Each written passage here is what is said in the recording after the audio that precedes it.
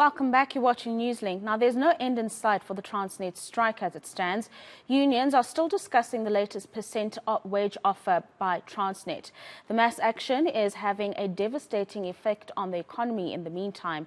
Let's find out where we are in terms of those negotiations from Satawu's Deputy General Secretary, Mr. Anele Kiet. Thank you very much for joining us, Deputy General Secretary, this morning. Let's maybe start with answering that very question. 6% has now been put on the table from a previous 4.5% to 5% that Transnet had offered. What have you communicated to your members, and what feeling are you getting from them so far in terms of accepting that offer? Thank you very much for having us, and good morning to you and your listeners.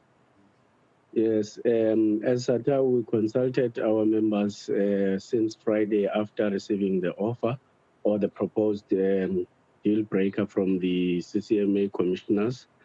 We started consulting our members as of Friday and yesterday.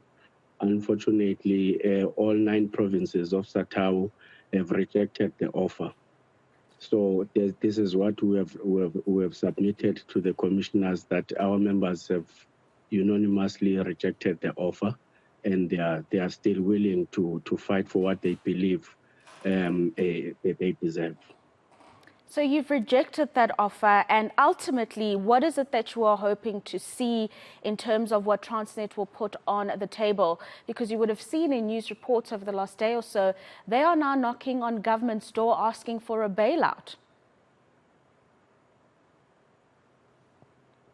Look, our members of Satawu are very much clear that they are not looking for anything less than inflation rates. Yes, they are looking for double digits, but they are willing to listen if an offer of what is equal or above the inflation rate can be put on the table. And also what is worrisome is that Transnet, as a state-owned entity, is unable to commit in making sure that they won't shed jobs. It is very worrisome for our members. Since 2010 up to now, Transnet has never retrenched workers, and all those times we believed as unions that indeed Transnet is serving its main purpose of creating jobs. But if Transnet wants us to enter into an agreement that there are no guarantees that they will save jobs, it's very worrisome for a state-owned entity. That is one of the issues that are worrisome to our members. Tell us a little bit more about the, so you've spoken about an agreement that you all have to agree on, and one of the conditions is that they can't guarantee that jobs will not be lost. Are there any other worrisome components to this agreement that you will continue to oppose as a union for your members? Look, this is a bone of contention. The issue of making sure that we save jobs, it's a bone of contention for Satawu. Of course, the increment of double digits or anything that is equal to the inflation rate is also an issue of concern. The issue of privatization, which we believe that will continue to engage Transnet on it, it's also a cause for concern for our members. But the real bone of contention is the issue of Transnet being unable to commit on saving jobs. So what is the way forward? We've had business over the last week or so indicate that anything above a week in terms of strike action will really put pressure not only on their operations, but on the economy at large. What are your members communicating to you in terms of what they are prepared to do while a new offer is being called upon to Transnet? Our members are very clear. They will continue to be on strike. They will continue to be on the picketing lines, starting from tomorrow morning, in making sure that they exert pressure to management of Transnet. Look, as a union, we would like to resolve this strike even today. But unfortunately, our members have spoken across the country.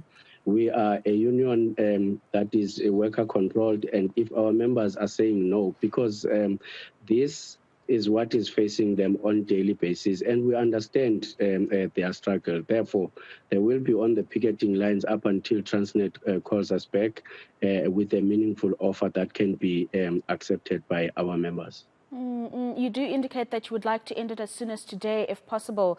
So just to confirm with you, you have not been called as unions representing the workers into a meeting by Transnet as yet? We responded to the commissioner's proposal yesterday, and we've made that proposal known.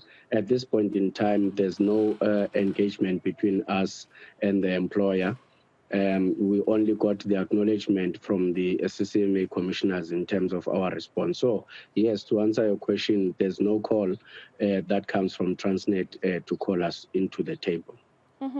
Let's talk about the role that the different public departments that were set to be engaging alongside with you last week. I'm talking here Department of Public Enterprises, Minister Togo Didiza of Agriculture, as well as Minister Gwede Mantashe. Did they make any meaningful, Tulas Nlisi, my apologies, not Gwede Mantashe. Did they make any meaningful contributions to these discussions that are currently underway? Look, as we indicated previously, that the ministers, when they met with us, they wanted to have an understanding of what are the issues and what could be the possible deal breaker. We presented that very clear to them. They understood and they indicated that they won't interfere because this is a bargaining matter, but they encourage parties to try and find each other. If you look at the demands of the workers, where we come from, up to the proposal that we are saying at least we will be able to consider. It's not far from what we've presented to the ministers. So we are still hopeful that maybe they are in engagements with Transnet in making sure that they resolve the impasse. But at the point when we met with them, they indicated that they hear us, but they are wishing us good luck with our deliberations with Transnet.